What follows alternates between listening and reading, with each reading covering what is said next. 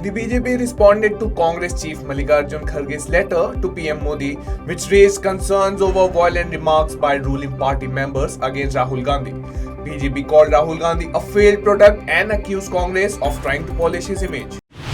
Communal clashes broke out in Maharashtra's Bhiwandi and Buldana during Ganesh idol immersion, resulting in 10 injuries. Police have detained 60 individuals in connection with the incident. US lawmakers condemned the discretion of the Bab Swaminarayan Mandir in New York, where it was defaced with hateful graffiti. The incident reflects a disturbing trend of rising hate crimes across the US. Amit Shah and other BJP leaders criticized the Congress National Conference alliance after Pakistan's defense minister backed their call for the restoration of Article 370 in Jammu and Kashmir. BJP accused Congress of being on the same page as Pakistan. Khalistani leader Gurpatwant Singh Pannu filed a civil lawsuit in the US accusing the Indian government of plotting an assassination attempt against him. Pannu, who is designated a terrorist in India, claims the plot was thwarted by the US agents.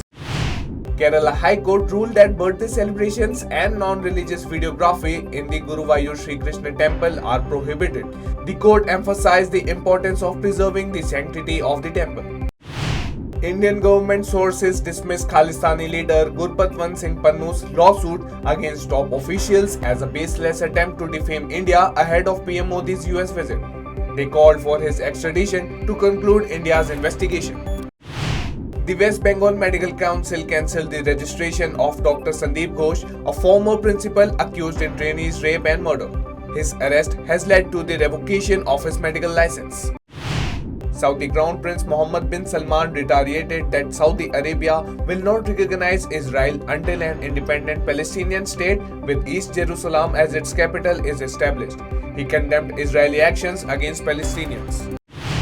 A second wave of blasts targeting Hezbollah's devices killed 20 people and injured over 450 in Lebanon, pushing the region to the brink of war.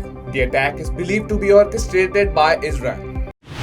India abstained from a UN resolution demanding that Israel end its unlawful presence in Palestinian territories.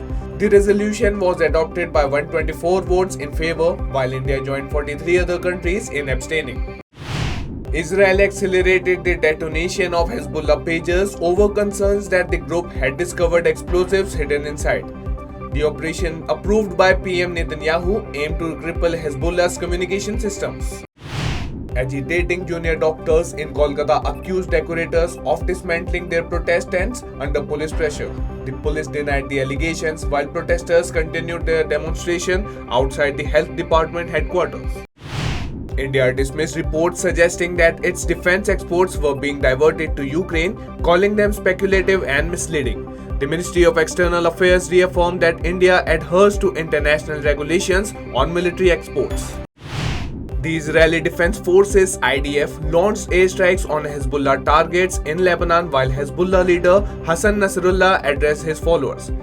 The strike followed a series of deadly explosions involving Hezbollah's devices. Hezbollah chief Hassan Nasrallah accused Israel of crossing all red lines with its bombing of Hezbollah's communication devices.